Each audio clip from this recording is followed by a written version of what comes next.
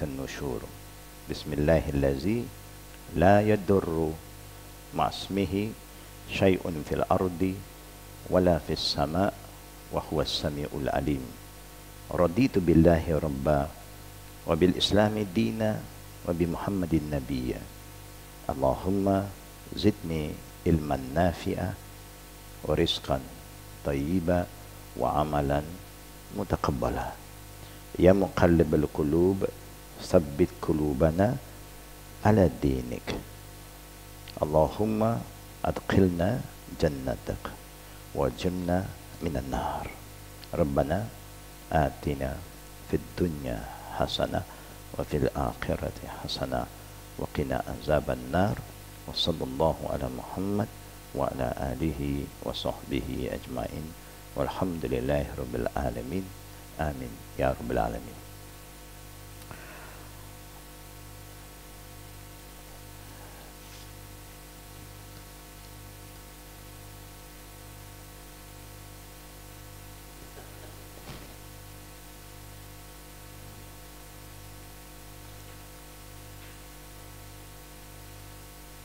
Inshallah, make a dua for Arwah, funeral dua for Abdul Wahid Samsuddin, who passed away on the 30th of August.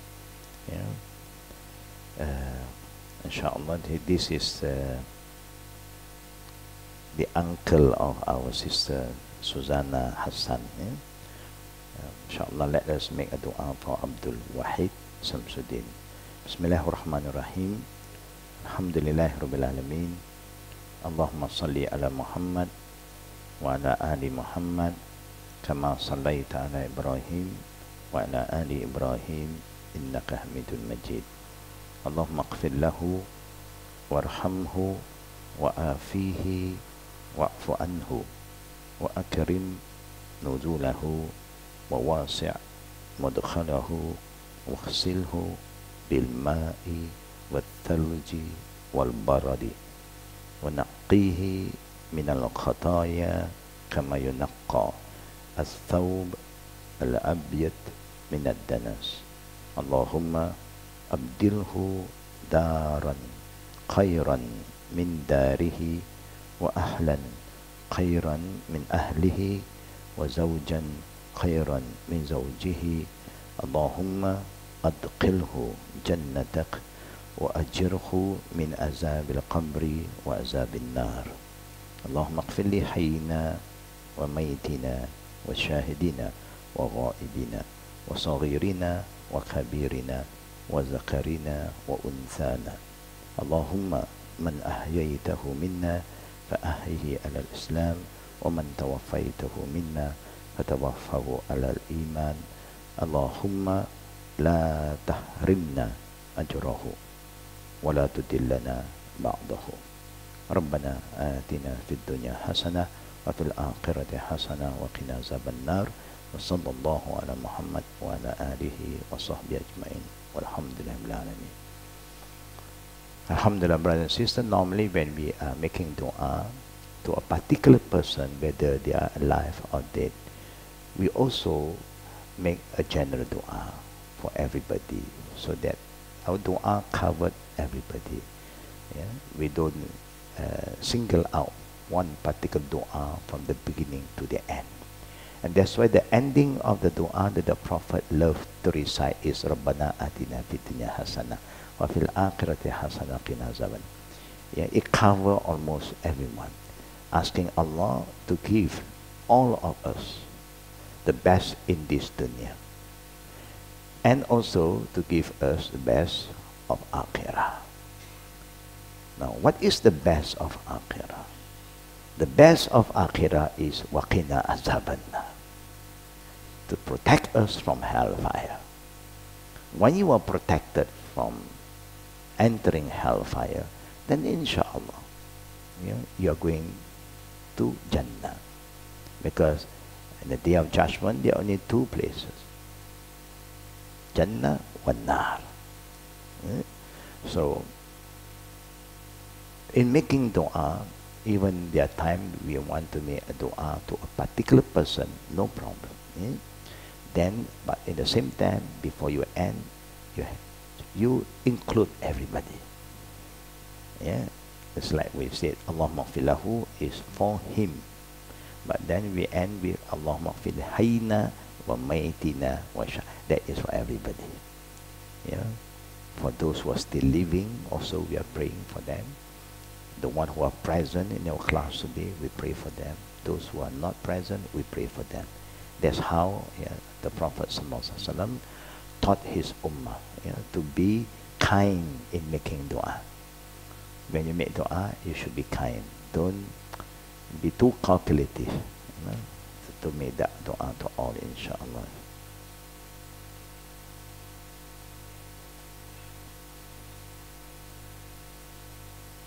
Just wait. If they can wait, just wait for a while.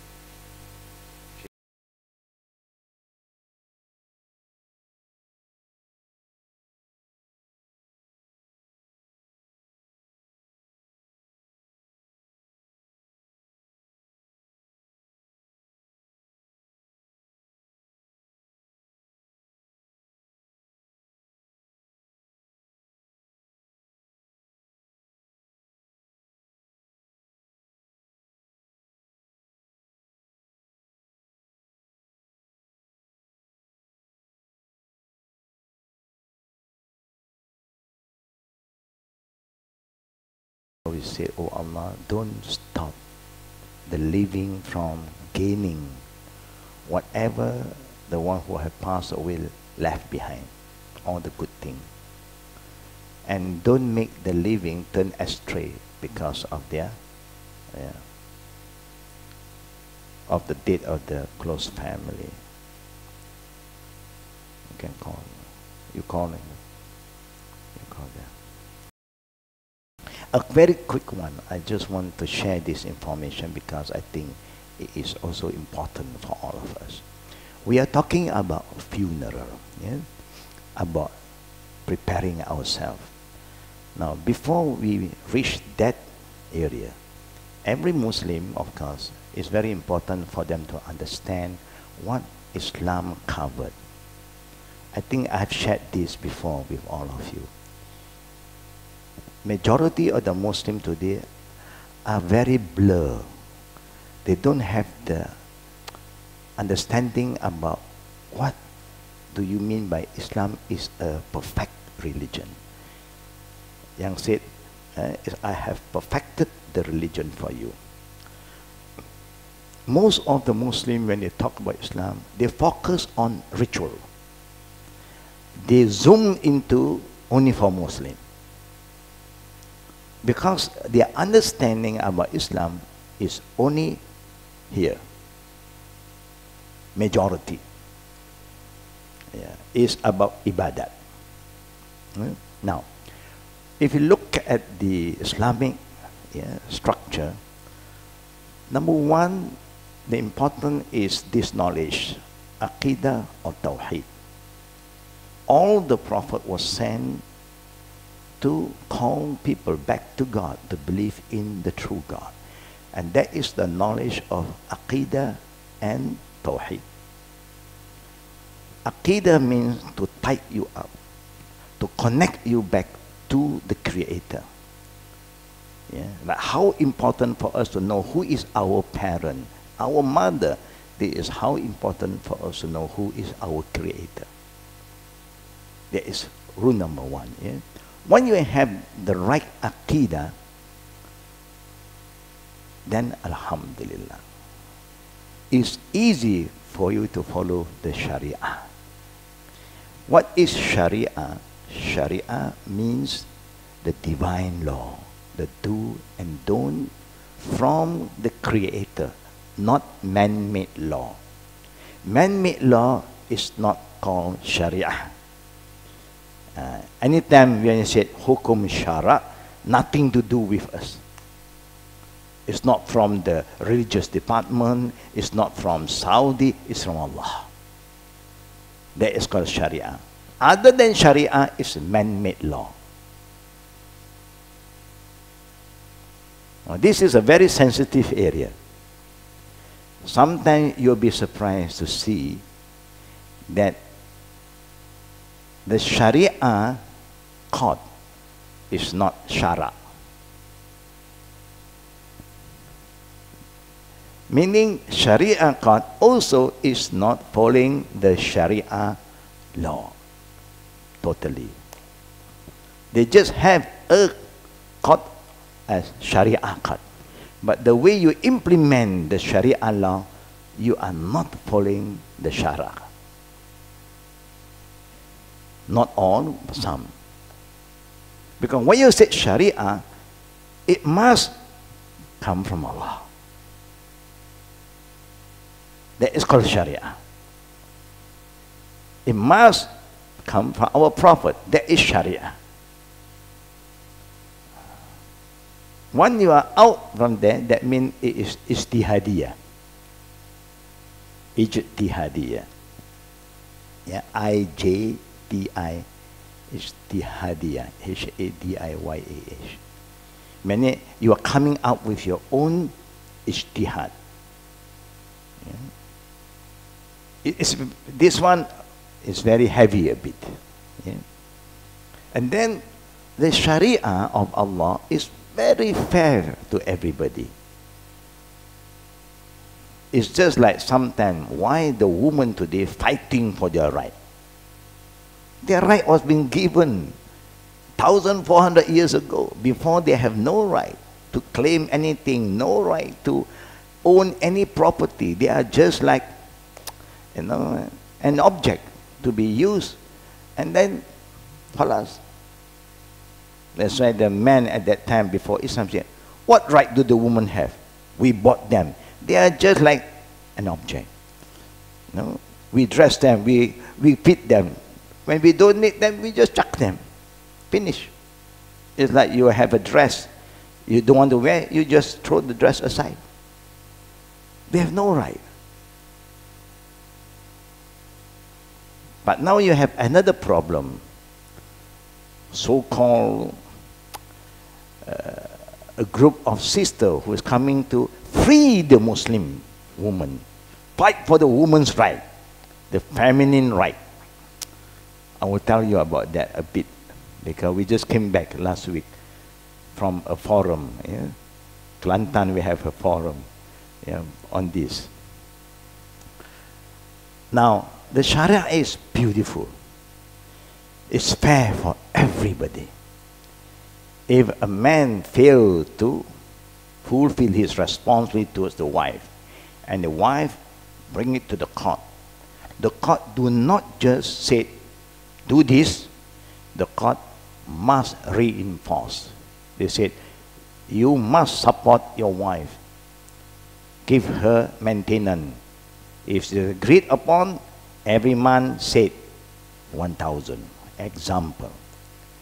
The court must make sure that 1,000 is being given.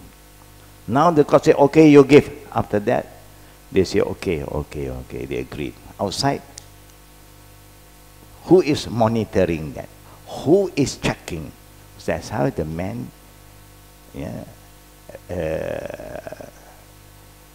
is very heedless and they don't care because nobody is checking on them. If they are a working man, you have to use the law to go to the office, give that instruction, 1,000 go to the wife account. So the wife don't have to fight, especially after divorce and so on. In case men also have right to divorce, women also have the right to ask for her freedom if they have not been honored. They have no self-respect. Their right to honor, to own, to be paid is not being honored. They have the right. Islam is a very beautiful religion, but what went wrong? The thing that went wrong here is here. You have adab, akhlaq. When you talk to the man, how you talk to them. When you talk to the woman may come to you without covering themselves because the husband have not been telling her to cover. And some women have been covering after got married. The husband said, you look old now. Don't cover. No. I feel shy to bring you along with. this hijab. And now she is taking off her hijab because of the husband. And then when they have problem, she brought the case to the religious department, and the religious department just look at her. Islam, Islam. Look at you. You don't even dress Islamically, and you want to talk about it. How do you talk to them? You don't talk to them like that. You have the right to advise them. If they know that this is for my husband, then you have the right to tell the husband. Yeah. We encountered these cases before, that's why we can share this information. A revert, yeah, came to Islam because of this man, alhamdulillah. She was a singer before, not local, from abroad. So she had been,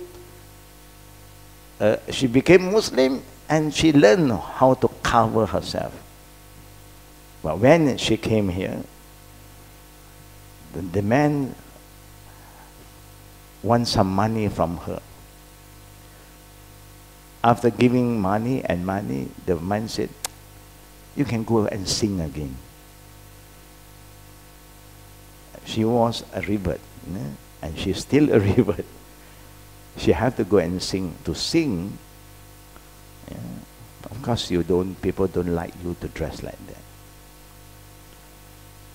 And now if she don't give him the money, he will abuse her. She was beaten up, blue and black. She came to us. She's a foreigner. She's not local. No parent is there to support her. So we took over the case. You are just like our family. We will take care of you.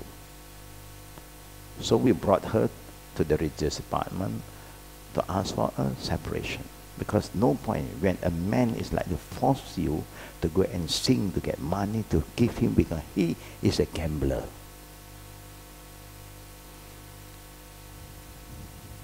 What can you do? I said, you better leave her. Alhamdulillah, yeah, the case. Yeah. Of course, they scold her. She, Islam tengok pakaian dia. She don't understand because she's not a local. They were talking to us. I said, but she's a renewed Muslim.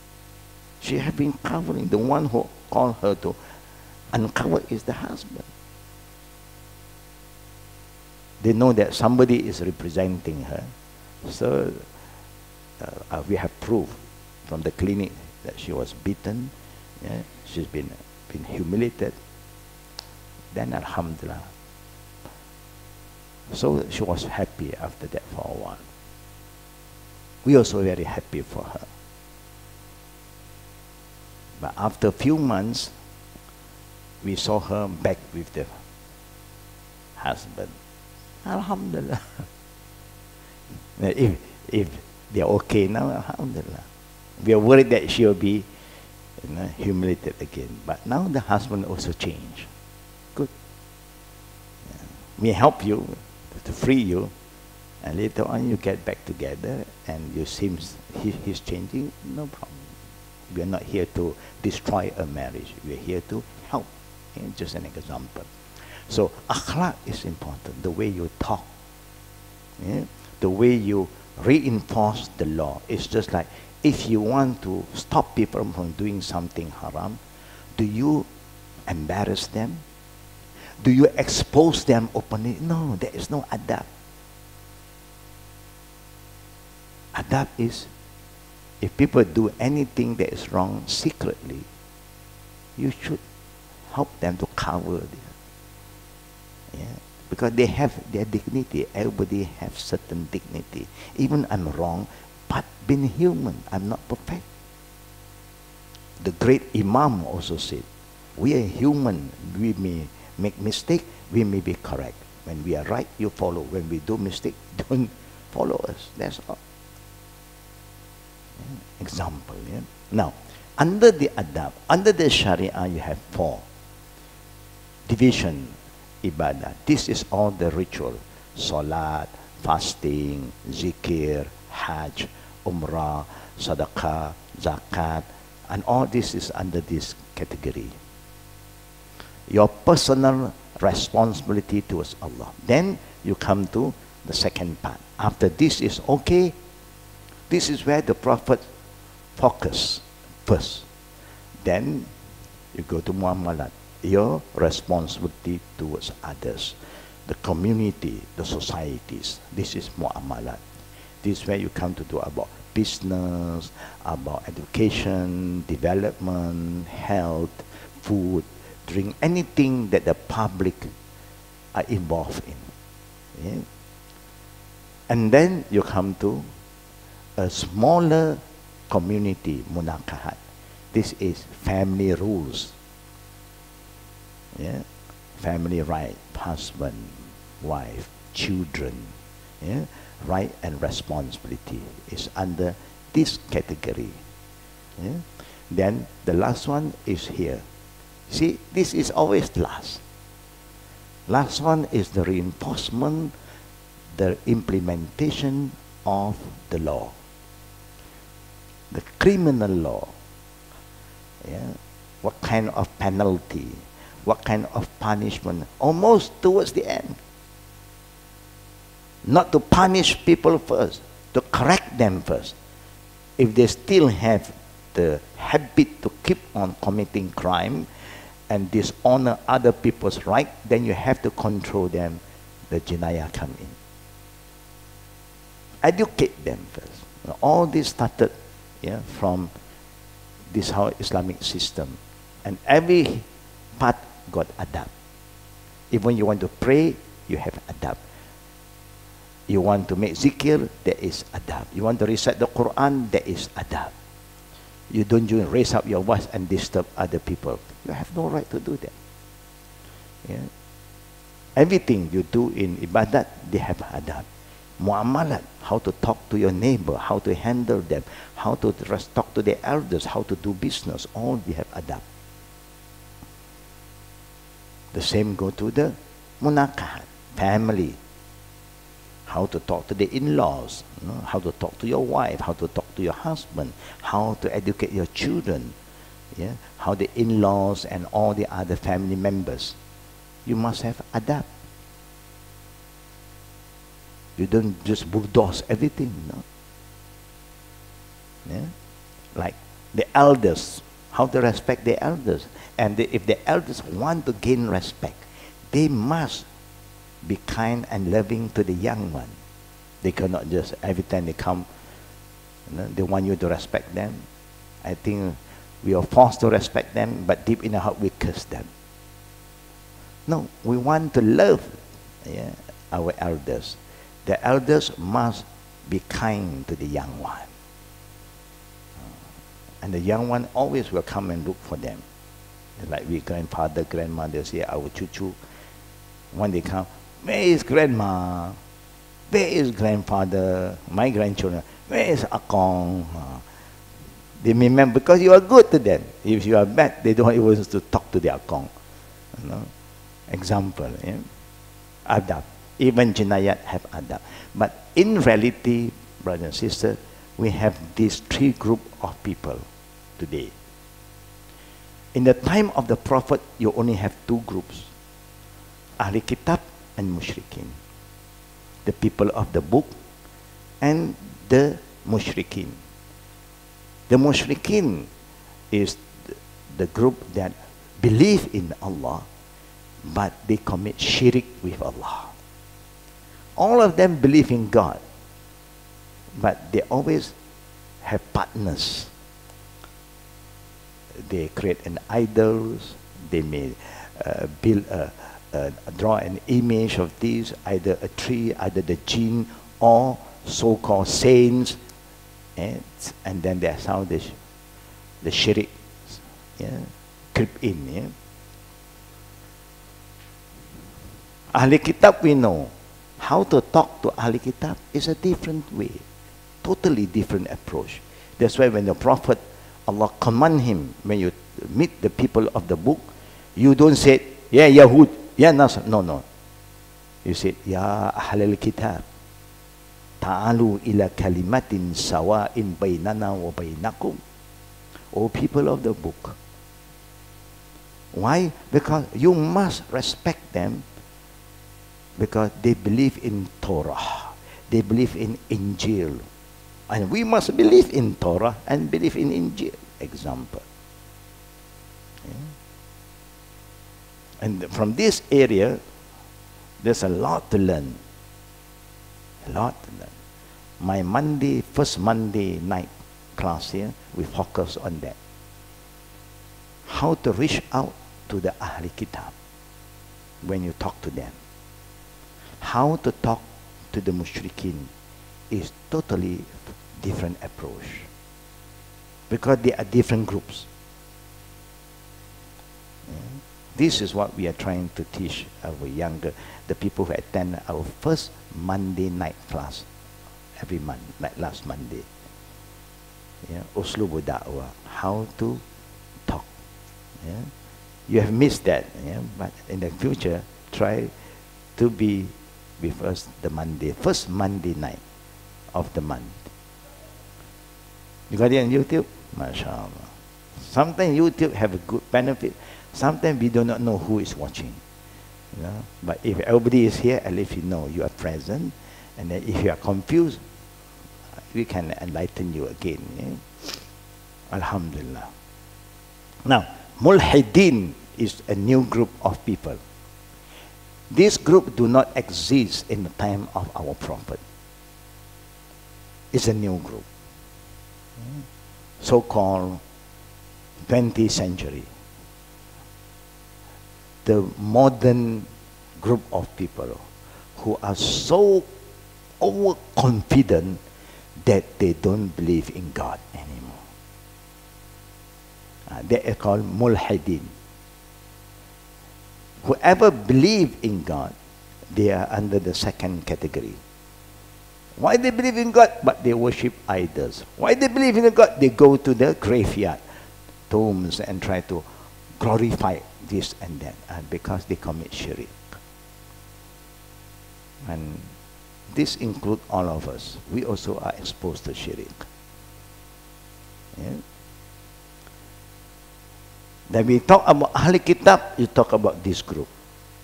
Suhuf Ibrahim, Torah Musa, Zabur Daud, Injil Isa, Quran Muhammad. This is some general understanding so that we know when we talk Ahli Kitab, who are the Ahli Kitab. But now, the one that we are facing in reality, only 1, 2, 3. 1, 2, 3. Yahud, Nasara, Muslim. This one hardly exists.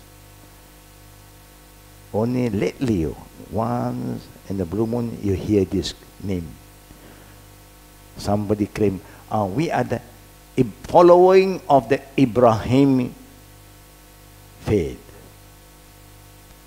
Now, when you reach here, if you said you are a Muslim, Islam reconfirm all this. You don't go backward anymore. You move forward. When you accept Islam, you call yourself Muslim. That's why you see we Muslim, when you pray, you cannot finish your prayer without tahiyyat, tashahud. Each time when you make salawat, you will recite Allahumma salli ala Muhammad wa ala ali Muhammad kama sallaita ala Ibrahim wa ala ali Ibrahim. You always link you back to Ibrahim. Yeah. So you don't have to worry. You don't have to come back. So no, I want to go back direct to Ibrahim. No, it's there already. Don't create your own understanding about Ibrahim faith. No. It's there already. It's like what when Umar ibn Khattab became a Muslim, then there was a time he said to the Prophet, I would like to read what is written in the Torah here. The Prophet said to Umar, if Moses is alive today, he will read the Quran. Yeah? Because the Quran is here to reconfirm musaddiqa lima bayna yadayhi min at-Tawrat wal Injil. Quran is here to reconfirm what was revealed in the Torah, the Injil. So you don't have to do that. It's not relevant anymore. We have to move forward. You cannot move backward. It's like our country. The law may have changed. The constitution may have changed. Are you going to go fall back? I want to go back 61 years ago. History. You can go back as a history, but you cannot take that as a reference anymore. Khalas. Things have moved forward. Example, and this is important to have the right understanding. This is my muqaddimah.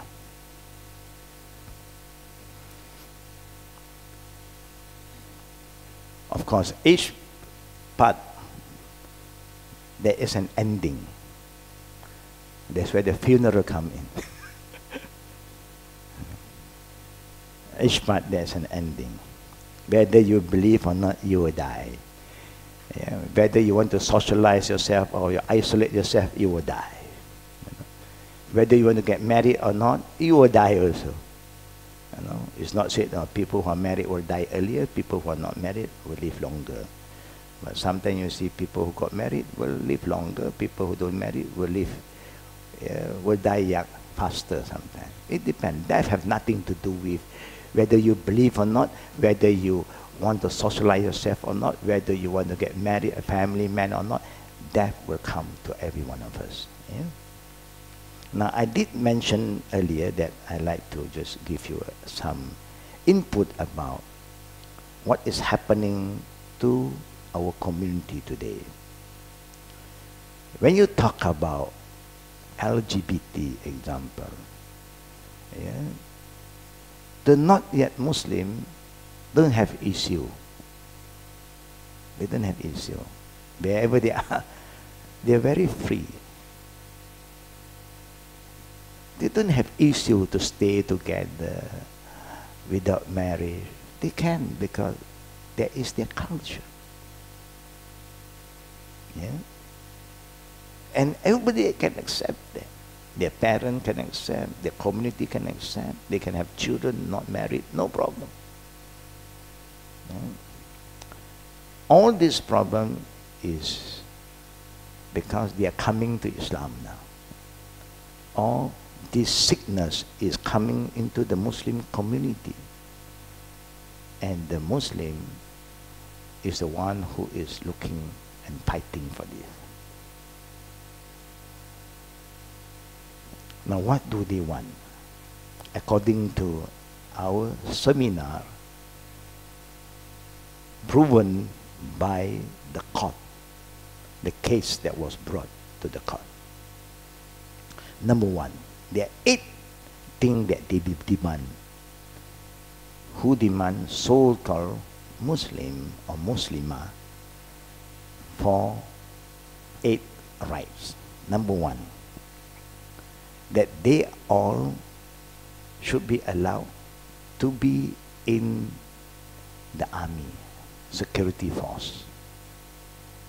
They also want to be in the front line. Normally, in an army, people don't like this kind of person to be around. You have the woman barrack, you have the man barrack, that's all. Anywhere you go, male toilet, female toilet, class. Number 2, they want that all the religious department from all states must accept them and do not arrest any of this group of people. Give them the freedom, acknowledge them, and give them the freedom to do what they want. Even men was not given the freedom to do what they want. But this group want them to give them total freedom. Don't disturb us. Where in the world there's a law that don't disturb you? You don't break the law don't come after you. You break the law will come after you. Number 3, they demand that there is a written law in the constitution of the country today, 377A, under section 377A, for punishment. There is a penalty. They want this to be taken out. Mansukh. Yeah. They say, mendesak pemansuhan section 377A di Kanun Keseksaan Akta 574. They want this Akta to be taken off.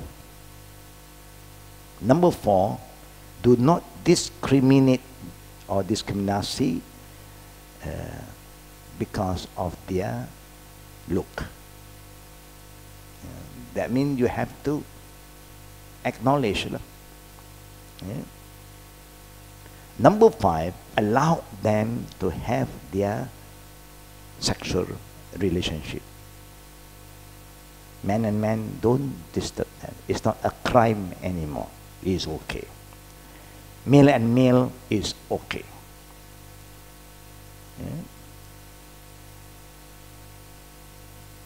And you must welcome them to participate in all activities.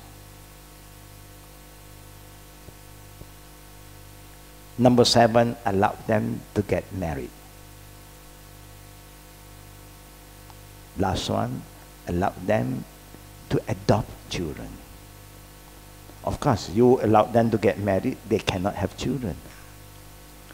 When they cannot have children, allow them to adopt children. So the children will have father or mother. No father or mother. I don't know what is going to happen when the children grow up. Be like them. Of course, all this is against the present constitution. They want it to be taken up. It's a serious thing. We cannot just keep quiet. If they don't keep quiet, we also cannot keep quiet. We have to tell them, law is law. And anything to do with this kind of abnormal relationship, we Muslims have our rule, not created, made by us. Now, the homosexuality is very popular in the Middle East before. It's very well known in the Middle East because all it started from that. Lut and all this started from that part of the world. And that's why Islam, when before Islam, from the time of Lut, the law have been very, very strict until today. But do they exist? They exist. It's like a cancer, it exists in all of us. We have cancer cell in our body.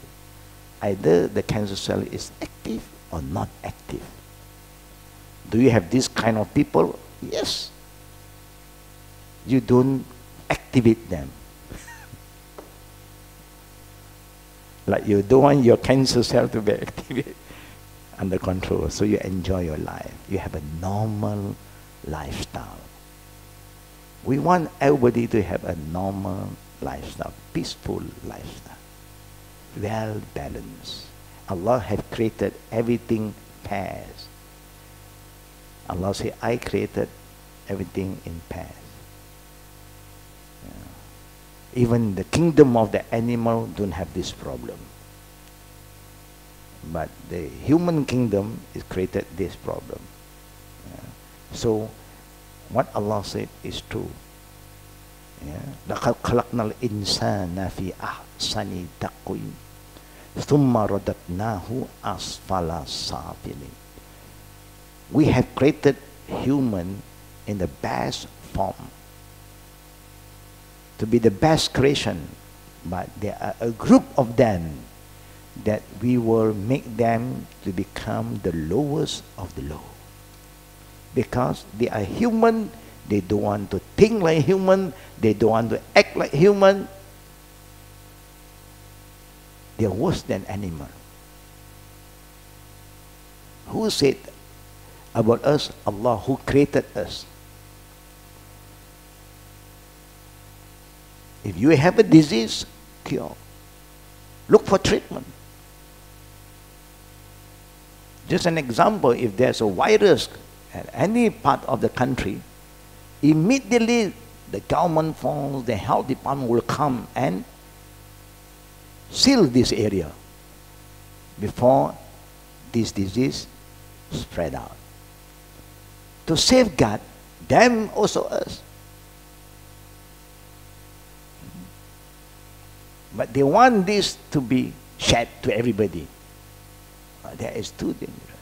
That means they're very, very selfish. They just think of themselves and then don't bother about our right now. May Allah protect our children from this great fitna.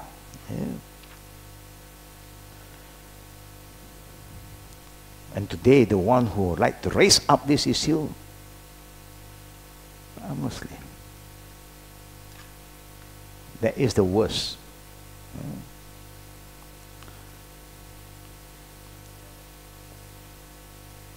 Let us go back to the book. We know everybody will die. They also will die.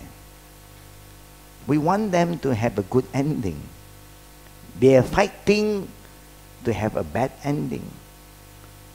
But we will pray and hope that they all will accept the truth. That what is right, what is wrong is wrong. Whether you like it or not.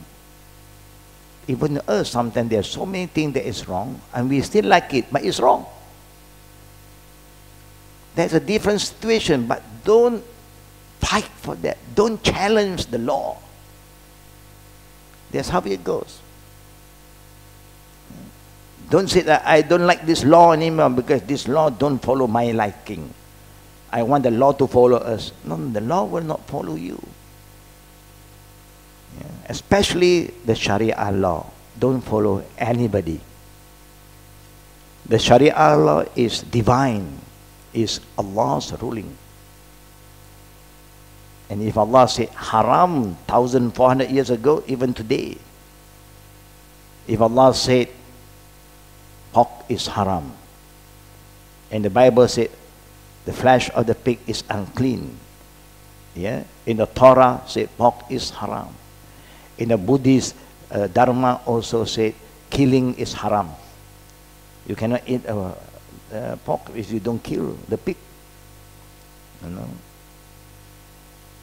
Even they say, but no, before is different. The pig before is dirty pig. Here is organic pig. How organic?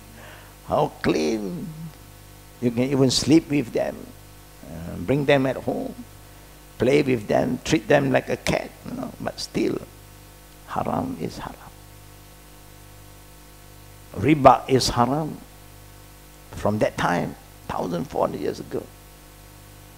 Even you say, but it's helping us to buy a house, to buy a car, to this. No. Haram is haram. Even majority are doing it. Can you say because everybody is involved? Hey, make it halal, huh? Change the law. Riba. Halal riba.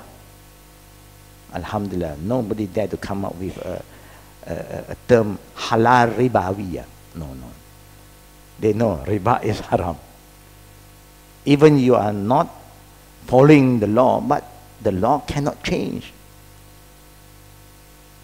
It's up to you now. You commit a sin, it's a sin. This is very important. Where are we today? Two.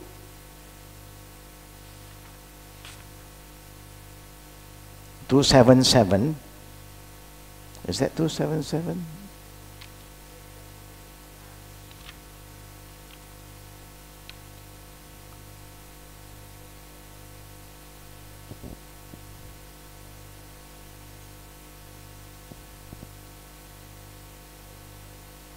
Question and answer. Under the question and answer. Yeah, question and answer, brothers and sisters. Actually, we can just read it by ourselves. It's very straightforward, no?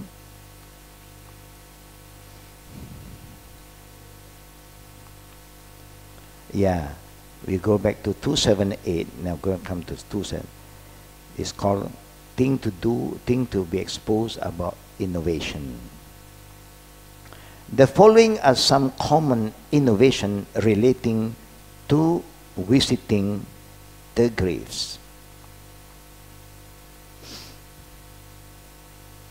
Actually, in Islam, the Prophet ﷺ highly recommend us, to the extent that the Prophet said in Sahih Muslim, in Hadith Abi Hurairah, he said that the Prophet said, Haqqul Muslim ala Muslim sittun.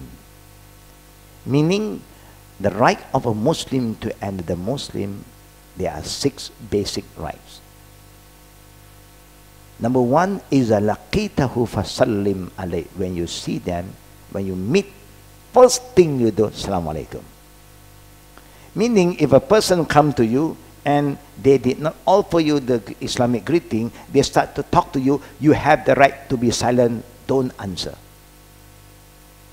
Islamically. Because you did not come with peace. You must say, Assalamu alaikum, wa alaikum, how are you today? But you hear, hey, how are you today? You can keep quiet.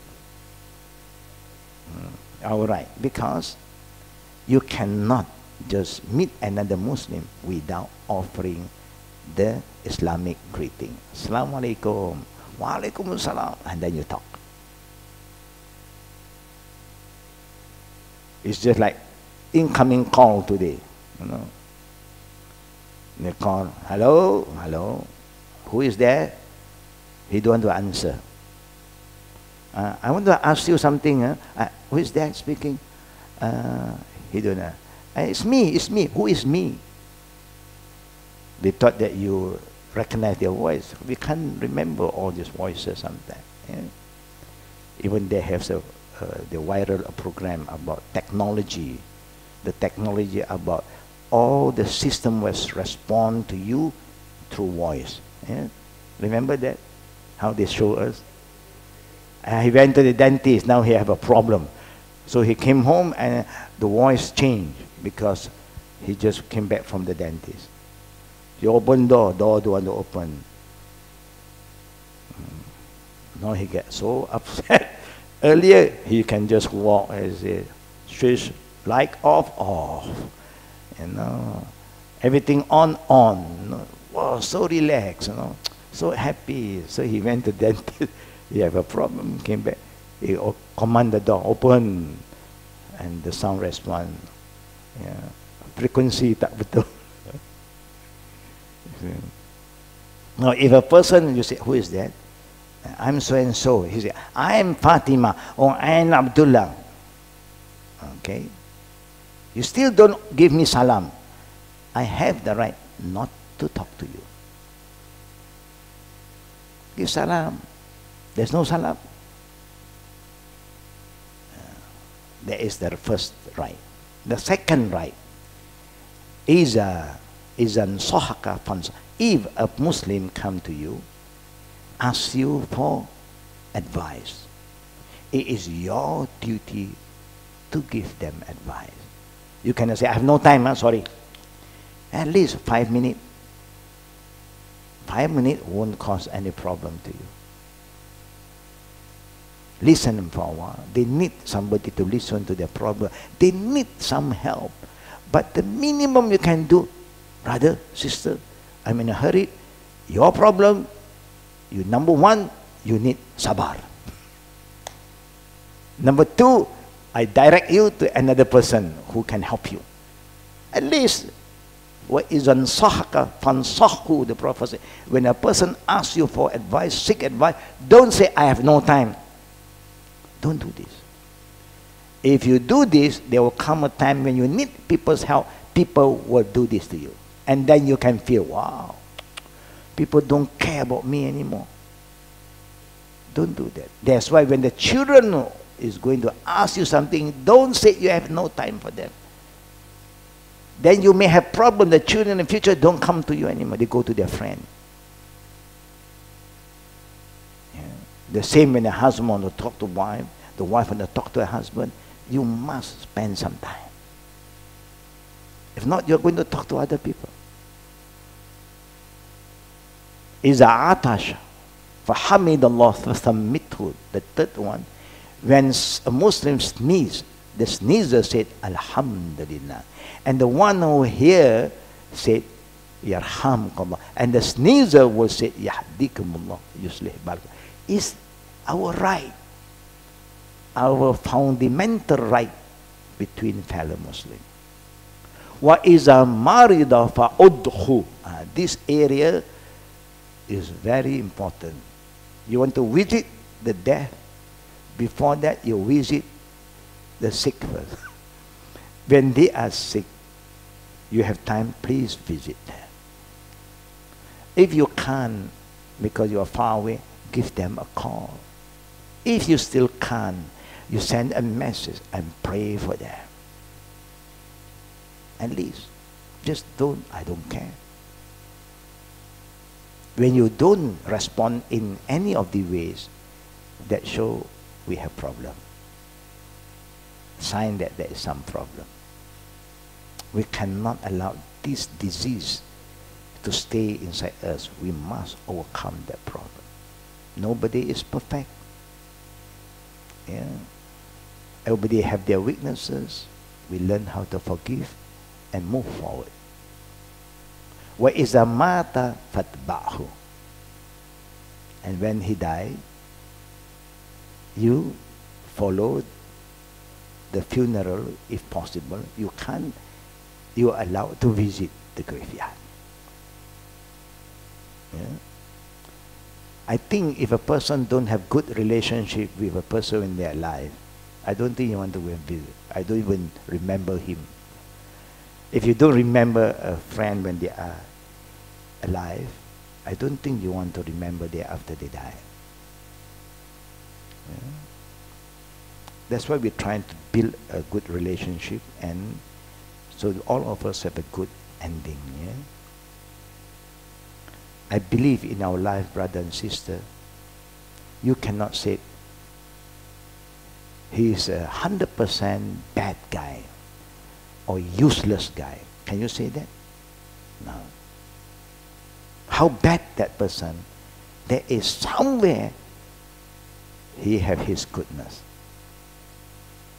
How useless the son is, somewhere he's useful. Nobody that Allah created in this world that is useless.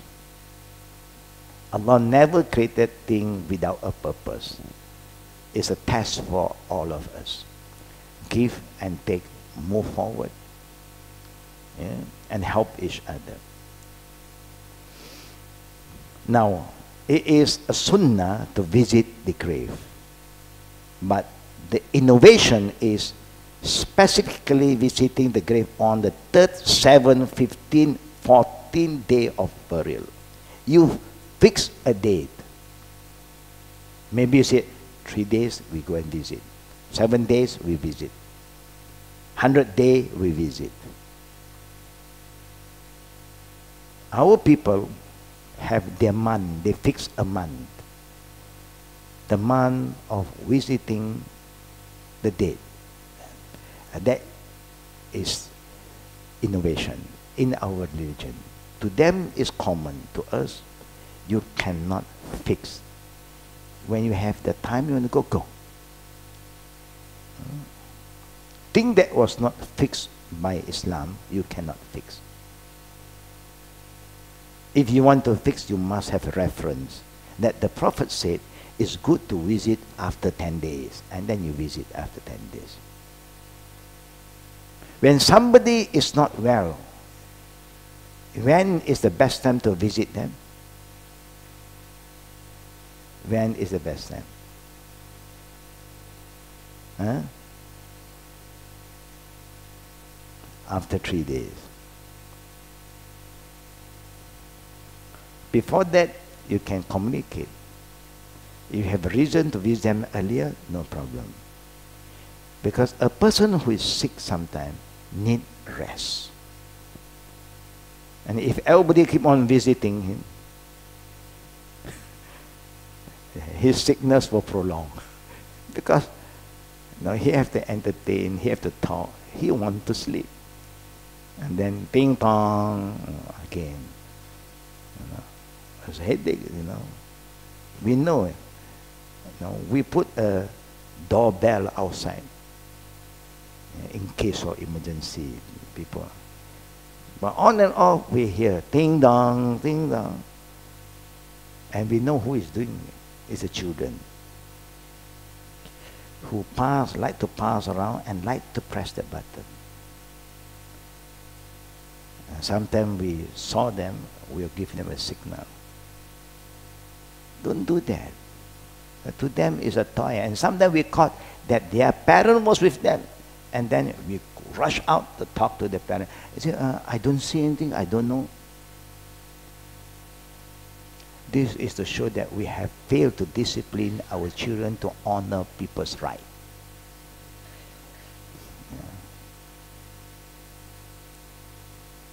Sometimes we're thinking of putting some electrical kind of now. What is da'aka fa'ajibhu? The sixth one, not the sixth one is later on, earlier than when you are invited for an important feast like wedding, especially wedding. Zaka fa'ajibhu. Respond. Because when you respond, you must remember, you must go. Because today's wedding is not like before. Before is, they have long hour, morning, noon to evening. Here is the buffet time. Or maybe, they serve. And then when you go to hotel, every chair, they count. They have paid in advance. When you say, yes, I am coming, and then you don't come, it's very bad. Islamically haram. If you really can't go, be honest. I'm sorry, I have an early engagement, I can't make it. So they don't have to waste. They can cut down now. But sometimes see there, we have catered for 70 tables, for 700 people, only 500 turn out. Is that a waste? It's too bad. You must honor their right. If you say you can't, say I'm sorry. Don't go and say inshallah and you know that you're not coming. Now you are lying with the name of Allah. Inshallah means you are 99% coming. And if you don't come, means either you fall sick or you are dead. But suddenly you are somewhere shopping. That is not right. So this is the adab. Especially visiting the parent grave every Friday. There is a hadith talk about visiting the grave on Friday, but that hadith is fabricated. Mawdu, false hadith. It's not from the Prophet. So that's why when you talk about following the Sunnah, you all must be humble. Don't just read or check on YouTube, Twitter, oh, the people brought hadith, oh, hadith. No, check whether this hadith authentic or fabricated. Because that's how the animal Islam start to mislead the Muslim and turn the Muslim astray by they who understand Arabic language, came out with a sentence, a saying in Arabic, and they said, Prophet Muhammad said. The same go to the salawat. This salawat. Allahumma ta'ala. They have, then they tafrijiyah. Who give this term to this salawat? Not from Prophet Muhammad. Not from the companions. It's a group of good Muslim maybe, with good intention, coming up with their own way of making salawat. No, we don't follow that. When Allah said, Inna Allah wa malaikatahu yusalluna ala nabi, Ya ayyuhallazina amanu sallu alayhi wa sallimu taslima, in Surah Al-Ahzab. Allah and the angel perform salawat upon the Prophet. So you who believe in Allah, make salawat upon the Prophet Muhammad sallallahu alaihi wasallam in the best manner that you can. When this ayah was revealed and the companion was in front of the Prophet listening to the recitation of the Prophet, they immediately asked, Kaifa nusalli alayka ya Rasulullah. Look at them. They have to confirm with the Prophet. Ask the Prophet, Ya Rasul, show us how can we perform salawat upon you. How to perform salawat? Allah said, salawat, how they want to know. Then the Prophet, faqulu, the Prophet said, Allahumma salli ala Muhammad wa ala ali Muhammad kama sallaita ala Ibrahim wa ala ali Ibrahim innaka hamidun majid. Allahumma barik ala Muhammad wa ala ali Muhammad kama barakta ala Ibrahim wa ala ali Ibrahim innaka hamidun majid.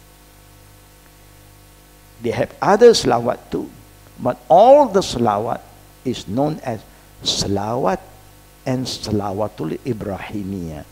No tarjih. What you call tafrijiyah.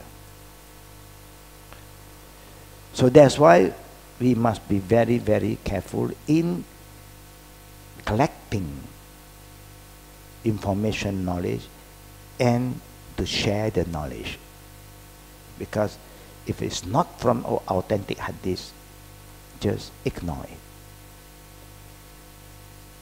In the time of Imam Ahmad al-Hanbali, the scholar of hadith, Imam Shafi'i said to him, Anta a'lamu minni hadithan, Ya Ahmad, because they live in the same time but stay in a different area. You know more about hadith than me. Who said that? Shafi'i, our Imam, said to Hanbali, Ahmad al-Hanbali. Because he specialized on that. He spent a lot of time, effort to focus on studying the science of hadith. He taught his son almost 10 years to memorize more than 10,000 of hadith. In 10 years, the son was taught by the father to memorize more than 10,000 hadith. After that, the father said to the son, all the hadith that you have memorized is a fabricated hadith. All are hadith mawdu'at. False hadith. The son was very upset. Father, have wasted my 10 years. You are teaching me, calling me to memorize hadith for 10 years. After that, you tell me that all this hadith is false hadith. Are we upset if our parents come and tell you, sorry, my son, I think you may not want to listen to your father anymore. Either you say, my father is a crazy man. But he was a very wise scholar. He said, my son, to my knowledge, after I check all the hadiths that exist in my time, I only found 10 over 1,000 false hadiths. Now I expose you to these hadiths first. Other than that is Sahih, is a good one. If I teach you only the good one, and you don't know which is the wrong one, people may quote a saying, and you also say, oh, yeah, it's a hadith. You understand that how he is a reverse psychology. I show you what is wrong first. Other than wrong is right. If I say right, you don't know what is wrong. Wrong also can be right. But they are wise. But alhamdulillah, he got a good son. A son who don't go and scream at the father and say, your father, man, I've got a crazy father. Khalas, I'm not going to stay in this house anymore. No. He wastes my 10 years. Yeah? But they are very wise. Yeah? Anyhow. Number 3, specifically visiting the grave on the day of Eid. This is what happened to some of our culture. Eid is a day for you to celebrate, prepare to go and pray. And visit the living one, Sirat Rahmi. But if so happen family are united at that particular day, everybody is coming home to the elders, then among one of the activities, we said, before everybody is going to go home again, let us visit the grave of our beloved father, mother, no problem. But don't fix that the morning of Eid, you're busy going to the grave. Don't do that. Because Eid day is for the living, not for the dead. The dead have no Eid anymore. And don't have to bring flower. No need. No flower. Just go to remind yourself. Just remind yourself, see, last year our daddy was with us, now he's no more. Yeah. Last year this brother was with us celebrating Eid, now they are no more. It's okay. But you cannot say it's a sunnah to go the Eid day. No, there's no sunnah. But it's what happened, all the family is together. If you want to pay a visit, then go. Yeah. The day of Ashura is coming very near now. Yeah. Ashura is the 10th of Muharram. This day is a day you find a group of so-called Muslims who love the grandson of our Prophet like how we love him. But the way they do, the way they respond to that day is by hurting themselves, torturing themselves, beating themselves. And this is haram. Allah said, وَلَا تُلْقُ بِأَيْدِيكُمْ إِلَّا تَحْلُكَ. Do not cause harm to yourself. لَا ضَرَرَ وَلَا dirar. If they don't bleed, they don't stop. Until they bleed, khusyuk. Now they gain khusyuk already. Like when you pray, you know, you must reach the khusyuk. Now, if they beat themselves, it then bleed. That means their love, their faith towards Hussain is not there. I was invited in the 84 when I was an imam in the Kowloon, in Hong Kong. Yeah? The reason they invite me because of my name. Yeah. If I am Abu Bakr, I don't think they want to invite me. And then they invite an Ayatollah to come and give them the lecture, to give them that kind of feeling, move them up, and they start to stand up, they start to hit. And there's few ambulance waiting, they know there's somebody who get injured, they have to go and help them. And some will use iron rod, yeah, stick. Since this first experience, I was there. They sit, they listen to the lecture, yeah, talking about what happened to Hussain, how he suffered, how he was killed. When people start to cry, they stand up, they start to hit themselves. Not only the male, the female also. Here is starting now, even our local committee who also hitting now. Slowly. Later on, if you don't control them, they are going to do more. And they are going to use iron in the future. Some bleach, some the woman will slap themselves. So they don't have to use any makeup, reddish or red. Their face are very red. After half hour, they cool down. Alhamdulillah, finished. After finish, they have a makan, Ashura, bubur Ashura. That's why bubur Ashura is from them, not from us. But anything food we can enjoy, no problem. If it's halal. You know? Then they asked me, do you feel anything, Imam? Oh, I feel my whole body is in pain. Oh, you also feel pain? Yeah, because each time you hit yourself, you mention my name. Ya Hussain, Ya Hussain. They also laugh. Anyhow. Specifically visiting the grave on Monday and Thursday. Monday and Thursday is a good day to fast. There's hadith for fasting, but there's no hadith for visiting the grave.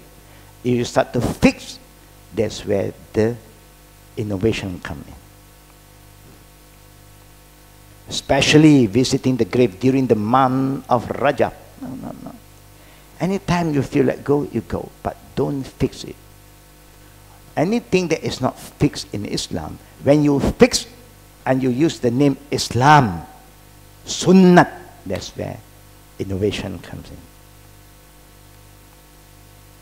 Sha'ban, Ramadan, the same. You know, I think I shared with you that the Prophet on and off sometime, he will wake up in the midnight, and he will just leave his house and walk to Baqi'.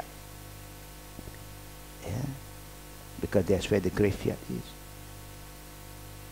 And one day Aisha was awake and don't see the husband, the Prophet. You know, she was so curious, where? Sometimes the Prophet just disappeared in the middle of the night. Where is he going? He's going to the other wife's house. His sister, younger, sometimes, oh, my turn, suddenly he disappeared.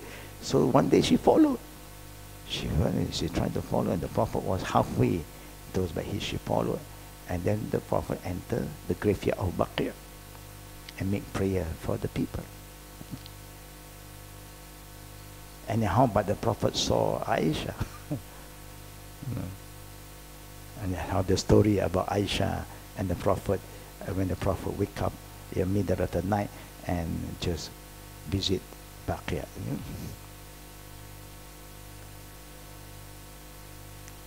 Number 6, specifically visiting some graves on the day of Arafah and crowding around them in large number in resemblance to what the pilgrims do to the mountain of Arafah.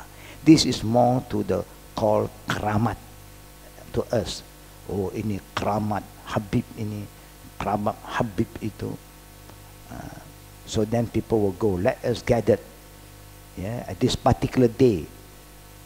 And even among the Shia, they have a day to visit the grave of Khomeini, and they make tawaf. If you respect your scholar, respect him. We respect our scholar, the companion. We love our Prophet, but you don't do that because the Prophet don't allow. Visit me, give salam, khalas, move. You don't go and make tawaf. Tawaf only in Makkah. And you don't face the kubur and make dua, face Qibla. Because you ask from Allah, you don't ask from the dead. The dead cannot help you anymore. They need your prayer.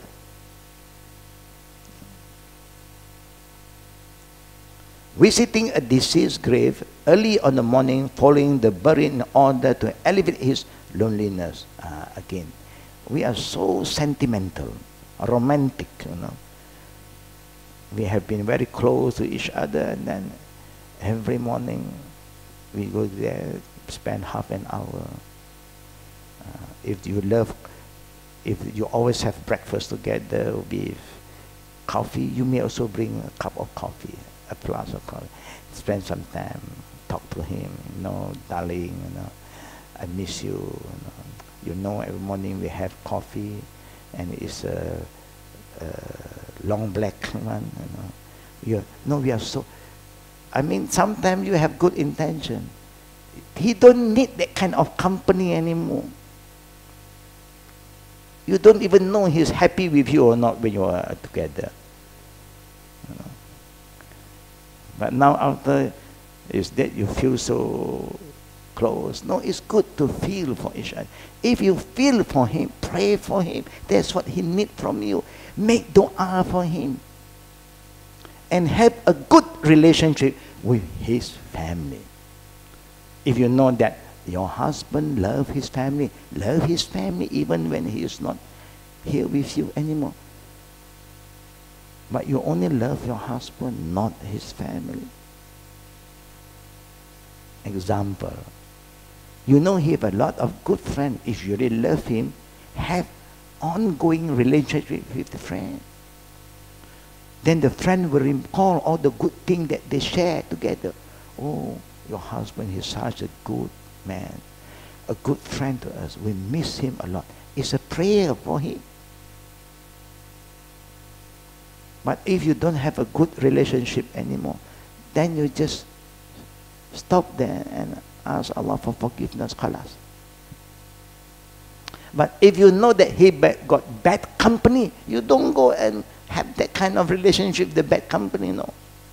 Khalas. He was a good man. Suddenly, because the bad company, now he bring back the bad habit. He start to smoke. He start to drink. That kind of friend, you don't go and have Siratul Rahim. No need. They are the cause of his downfall. Only with the good people. Especially your father-in-law, mother-in-law, all this. Somebody passed away that's close to you. We treat them like outlaws, no in-law anymore. No. Have a good relationship. Even we may not like each other for some reason. Have patience. Number 8, sleeping a number of nights up to 40 by a deceased grave. This thing is been highlighted because it happened. At certain culture, there are people who do that. They even build a tent beside the grave. They even build a tent beside the grave to show how close, how much they miss each other, how loving the couple is. That's why you see sometimes in our culture there is sometimes because the wife passed away, now the husband cannot survive. He missed the wife. And then he commits suicide. To prove to the wife, I really love you. I want to come to you now. I want to be buried side by side. Why? You buried side by side, you think you'll see him? No, it's you and she is. Everybody will be separated. There is no meeting over there in Alam Barzakh. No meeting. Here can have meeting. Over there, nafsi. But sometimes the emotional kind of feeling thought we can do this. Dunya, you can. You know, somebody does that because they say, what is life? No, my heart is gone. My heart is over there. You have your heart, she have her heart. You also have your heart. He also have his own heart. Everybody have his own life. You have to move on. Especially if you have children. You must be stronger to be there for your children. The children need a strong father, a strong mother. That's very important. This reality is very important for us as Muslims who follow the Quran and Sunnah to understand and hold to it, inshallah. We do love our loved one who passed away, but everything is guided by Islam. That is very important. We do love them, but it's guided. Do you love your family who die as a not yet Muslim? You still love them sometimes, being human. You still feel for them. Can you pay them a visit and a grave? Yes, the Prophet allowed. The only thing the Sharia said, no prayer for them. So we just stop them. You see, the limit is important. Even you love them, the feeling, but if God said, no, leave it to Him, leave it to Him. Show you one simple example. I've said this many times, but just to remind each other. Do Noah alayhi salam love his son? He have 4 sons. Yeah? Only 4 sons. Ham, Sam, Japheth, and Canaan. 3 respond to his da'wah. 1, no. And he still called to Allah, oh Allah, save my son. Save my son. Because now raining. And the water from the earth is rising up. And the water from the sky is coming down. Big flood is going to take place. It's not just like ordinary tsunami. Because it's going to raise up until the mountain. Even the mountain is gone. He loved the son, keep on calling. What did Allah say to Noah? Don't call him your son.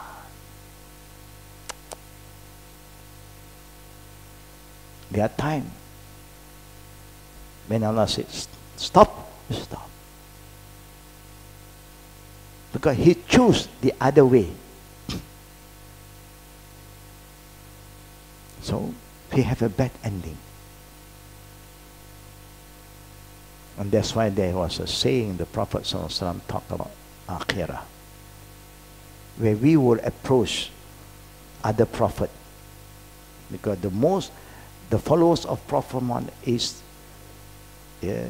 greater than any other ummah. So we may run here and there asking for shafa'ah. Oh Adam, help me. You are our great-great-great-grandfather. I'm your cucu-cicit. But Allah said to Adam, every 1,000 children of Adam, you can save one. Allah give Adam, every 1,000, you save one to go to paradise. Do you think we are one of them?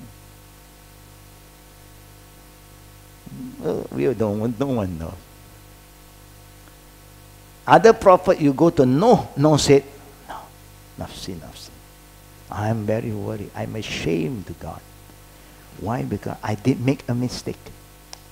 I still call my son until God said, stop. An example. But anyhow,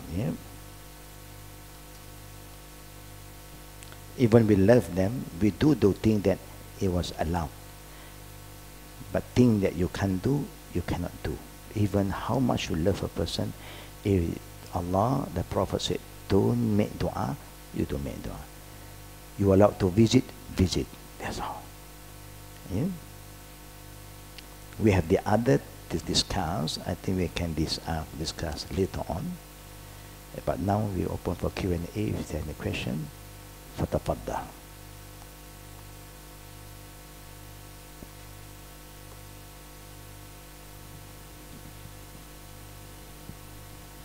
Assalamualaikum warahmatullah. Waalaikumsalam warahmatullahi wabarakatuh. Ustaz, is it correct to say Al-Fatiha when you hear news of a death? Or sometimes it's on social media, somebody passing away, and then you write Al-Fatiha. Al-Fatiha. Yeah. It's good to ask those who always do that, is there any reference in the hadith of the Prophet for us to say Al-Fatiha for all this kind of event, occasion? If they can say yes, there's a hadith, Alhamdulillah. To our knowledge, no. What the Prophet remind his ummah, when you hear somebody pass away, first thing you say, Inna lillahi wa inna ilayhi raji'un. Correct. And then, immediately the Prophet said, Istaghfiru li akhikum.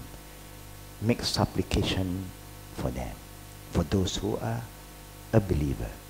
Make supplication for them. That is the sunnah of the Prophet. If anybody say, what's wrong? No, we just want to know, is there a hadith? There's hadith, Alhamdulillah. No hadith, thank you. You want to argue? Very hard. Who are you to argue with them? You can't argue. You just want them to tell you, is there a reference that the Prophet, in the time of the Prophet, there are so many Sahaba who died, and the Prophet was alive. Did the Prophet taught us to recite Al-Fatiha? And sometimes some innocent people, that's what they will do. Because you say Al-Fatiha, they also Al-Fatiha. Just that. But the meaning of Al-Fatiha, you recite la Alhamdulillahi Rabbil Alamin Ar-Rahmanir Rahim until the end. But because you don't say that Al-Fatiha, they also Al-Fatiha. And that's why sometimes the not yet Muslim also say, let us stand up and show respect to one of the members of this, the one whose family passed away, Al-Fatiha. They also say Al-Fatiha. They thought that is the prayer, Al-Fatiha. But there's none so far, through my knowledge. If anybody can prove that there is a hadith that the Prophet said, it's a sunnah to say Al-Fatiha, we will say no problem. But so far, there is none. Na'am. Jazakallah khair. Welcome, Alhamdulillah. Any other question? Na'am. Assalamualaikum Ustaz. Waalaikumsalam warahmatullahi wabarakatuh. Just now in your earlier class you about LGBT. Na'am. Yeah, because I was watching online while driving to come here. Okay. And then nowadays, like a lot of teenagers or even among my friends, there's a lot of people like this. And then when there's also few friends that want to, they call it a gay revert. They don't want to involve in that life anymore. They want to go back to Islam, but they said they struggle. The thought of the whatever past sins remind them, and sometimes the desires came over and over. So how can I mean the best advice that when there's a lot of few guys that I know that want to, but they don't have, if they get married, they met a few good Muslim women, but they're afraid they don't have a feeling at all to this woman. Yeah, they need help.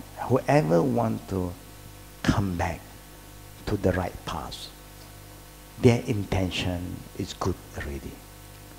Now what we need to do to help them? Yeah? We need to help, they need help. But they must get to the right group of people who don't look down upon them anymore, because people are coming back. Why must you look down or talk bad? Call us. Just bring them, back. Guide them. Yeah, it's good. We do this a bit here and there. When people brought some people to us, we talk to them. Of course, like what you said, they said, sometimes our feeling, we do not know how to handle our feeling.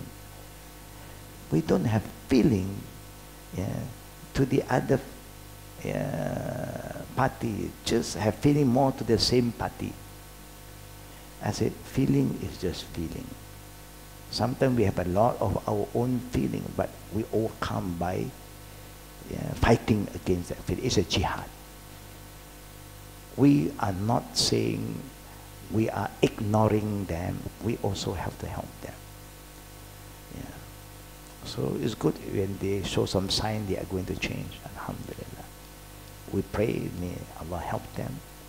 We have to work harder. Yeah. And they need support, with the right support. Yeah. Yes, first thing, what we do, those who came to us. Have you went to see a specialist, a doctor, to check your hormone? Go. This is where the government can come in. This is where the religious affair, even Baitul Mal can come in. If they don't have the money, but they need that special kind of help, yeah, then it's good. You have a clinic, specialists who are good in that, in the hormone, come and look into them. And sometimes because they don't have the right advice, they got the wrong medication. Those who came to me, I'm taking this medication because of this. I am in control. If I don't take it, I cannot control. But what has this medication made me? This medication made me, my breast is growing.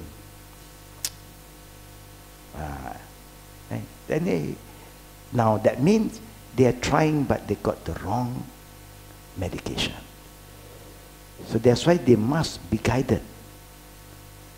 You must send them to the right people who give them the right guidance, and maybe they start to change. That's how it goes. Don't give up. For those who want to come back, we have to guide them, help them. Inshallah. Any other question? No, sister. Assalamualaikum Ustaz. Waalaikumsalam warahmatullahi. Regarding the wedding invitation, it is okay to come along to other people's wedding if the particular person didn't invite us, but we follow the person that they invite. And then is it halal for me to eat the food? Or the one who invite you to join him, who was invited. They don't want to put me along. Yeah, but they must contact. But if they didn't? Then it's not right. There's no adab. Because maybe they have fixed the number of people. Suddenly, the number is more. They don't feel good.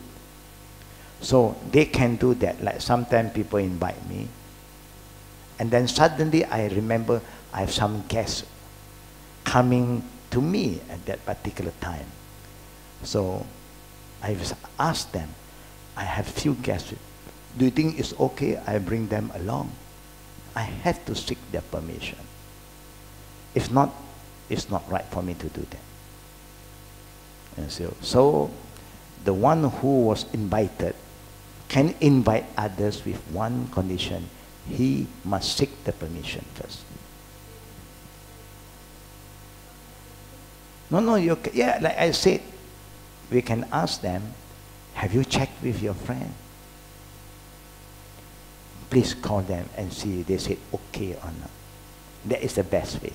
If not, you say, no problem, you all go. We'll see you again after that. I know they have good intention. Yeah? But this is only for wedding. Funeral, you don't need for invitation. When people die, can I go? Of course you should go. If somebody is there to bring you, it's better. But how can he invite you? He's gone. The only thing that you may excuse yourself when funeral is concerned. You remember I did say this before. What is that? The person don't like you. He had been talking bad about you when he was alive, and you're aware about that. So, by your presence, it's not good. You can pray from far. Because you may hurt the one who is still living. They look at you or something, oh, they also get very upset. Why you are here today? Why, you enjoy it? You enjoy the death of my friend. You enjoy the death of my son. You just stay away. Because they don't like you when they are alive. So there are certain, this is where I said adapt. You know, even you want to do something good, there are certain adapt. You know.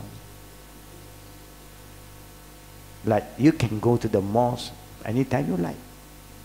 But you cannot go to any houses that you like because they're a private property.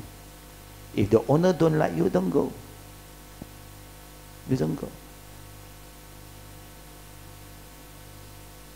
And sometimes you experience what the in-laws. I don't want to see him. The only thing you can do is to pray. Talk good about them until they are ready to accept you. Sometimes we have these challenges. What happened we don't know. They said no. I want my grandson but not you. What are you going to do? Since you don't want me, I will not allow the children to go to you. And you can't do that too. That you can't do. Very sensitive, but you can't. This is get grandchildren. The only thing you have patience. If your children say, Mama, I want to see grandpa. They are the grandpa. You don't go and brainwash your children. Your grandpa, evil man. You know? You know? He's not a good man, he's a bad man. Don't go. One day we are worried. It may backfire us. Maybe there's some problem that caused them to hate us so much that we don't know. That's why we must be very careful when dealing with elderly people. You know? Naam.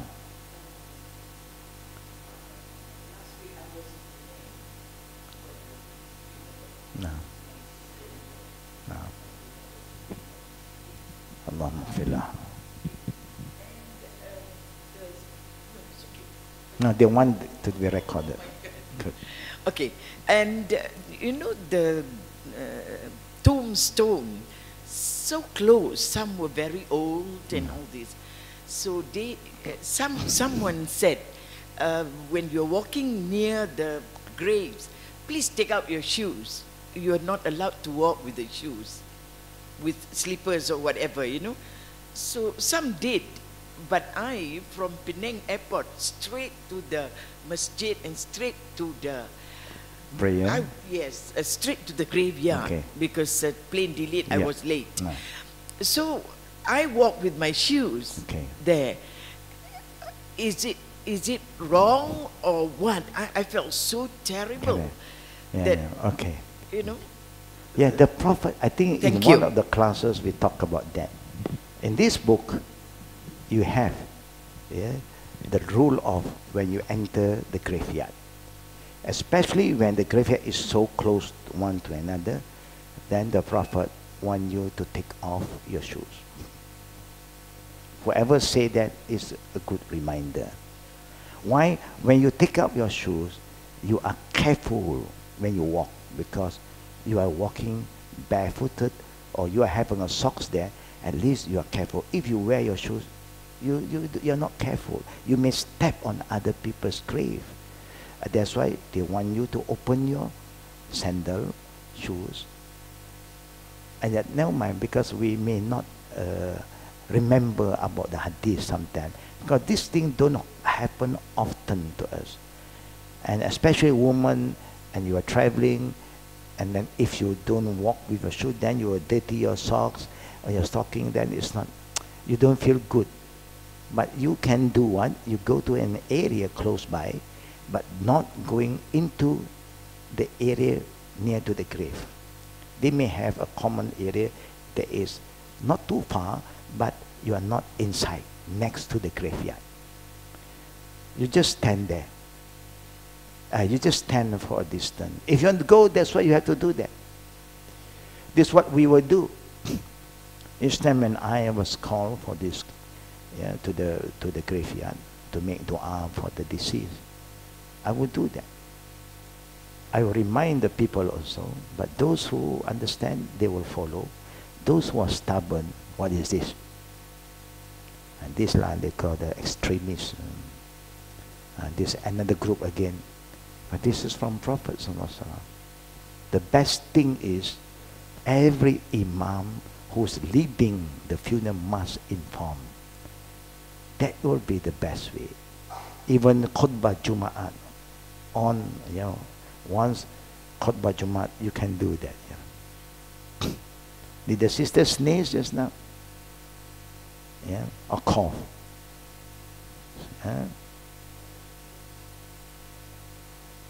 Pardon? Okay. Where were we just now? Yeah, the khatib also should remind the adab. And they can write it down. Yeah, as you enter the graveyard area, they should have a notice board. Do and don't here. But sometimes we don't care about this. It's like you look at Baqia. You look at Uhud, where Hamza's body and the Shuhada there. They have a big notice board telling you the do and the don't. And they have officers around. They have officers. If you do it, they will come. If you go open the Quran and recite whatever you want to recite, immediately they come and snatch the Quran from your hand.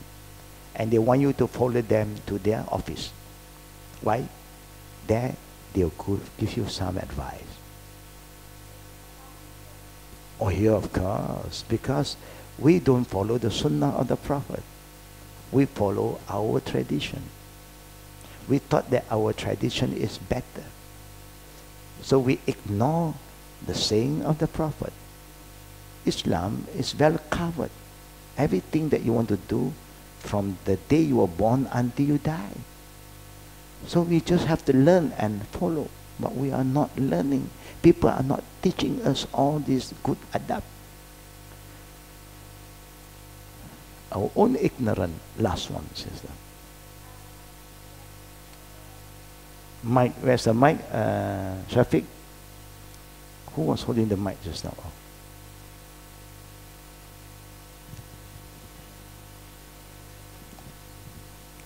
All right, there's also a question about a woman visiting the funeral, whether it's allowed or not, even the family member. It is allowed.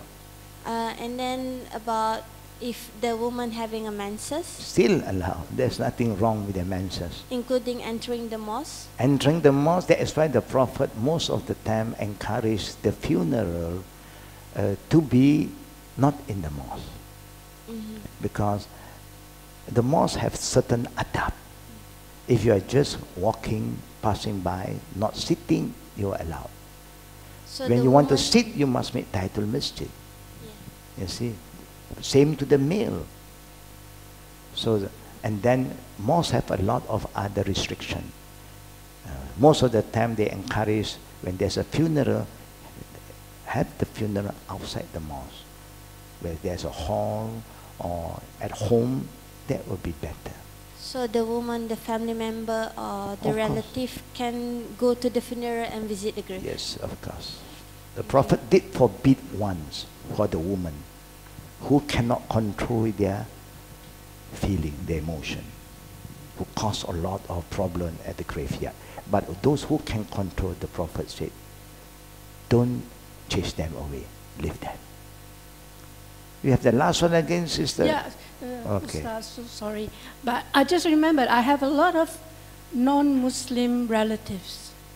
So it says in the book that that we're doing that you're allowed to visit a non-believer's grave, and you cannot supplicate for them, but you can remind them about the hellfire they're going to be facing. Is that true? Yeah, if you think there's a right time, you must see whether. No, you don't go and say this at the graveyard, no?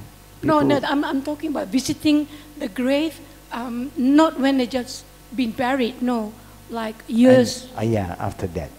Yeah, you can do that. That one is to remind us, not about that they are gone. It's to remind us, see how is their ending. We hope that we do not end like that. It's a reminder. But you can participate also in arranging their funeral. Because the Prophet commanded one of the companion whose family are not yet Muslim. They became Muslim, but not their family, and they passed away. So they came to the Prophet, what can I do? He said, go home and do whatever is necessary. Only no prayer. And after that, after even to bring their body down to the lahat, do that. After that, after you have buried, come to me. Then the Prophet tells them what they can and what they can't. You still can participate in other things. Yeah? So this is what Islam allows. May Allah give us the right knowledge, so we have the right adab, we know what and not to do. Then, inshallah, people will understand us better. Please, brothers and sisters,